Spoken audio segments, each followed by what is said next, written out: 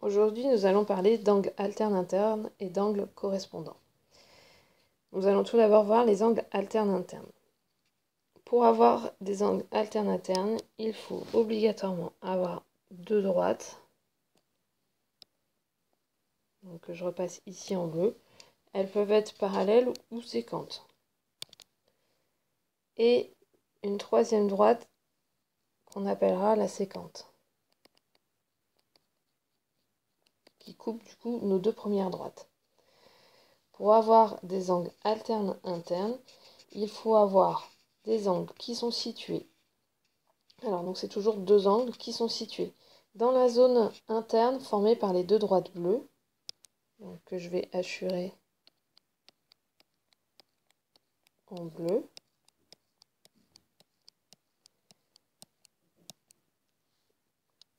Et situés d'un côté et de l'autre de la sécante.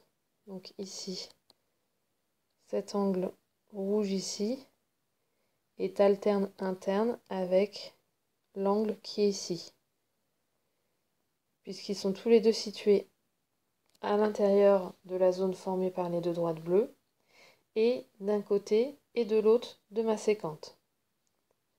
De toute façon, on entend dans le mot angle alterne interne, interne à l'intérieur des deux droites, alterne parce qu'on alterne les côtés. Sur cette figure-là, il y a une autre paire d'angles alterne interne.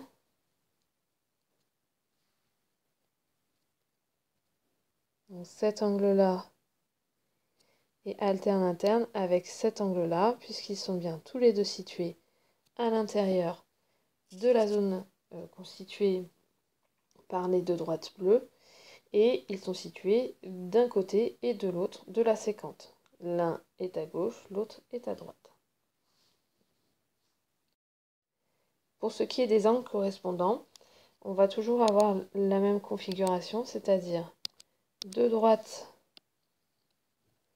parallèles ou non, et une troisième sécante.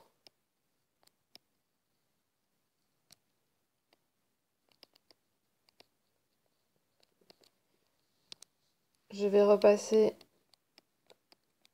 hachurer la zone qui est interne aux deux droites.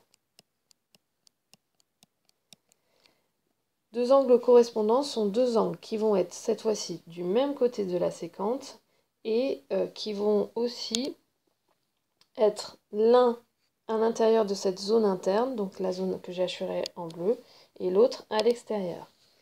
Donc par exemple cet angle ici, qui est situé à droite de ma sécante et à l'extérieur de la zone bleue, va être correspondant avec cet angle ici, qui est bien situé toujours à droite de ma sécante et qui est bien à l'intérieur de la zone bleue. Ces deux angles rouges sont des angles correspondants. Il y en a plusieurs autres angles correspondants.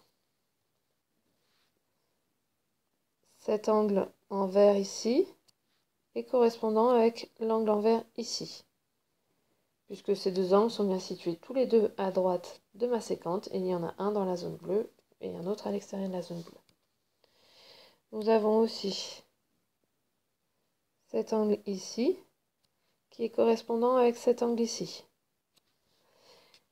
Là encore, on a des angles qui sont tous les deux situés à gauche de ma sécante, l'un à l'extérieur de la zone bleue et l'autre à l'intérieur. Et il y a une dernière paire d'angles, cet angle ici,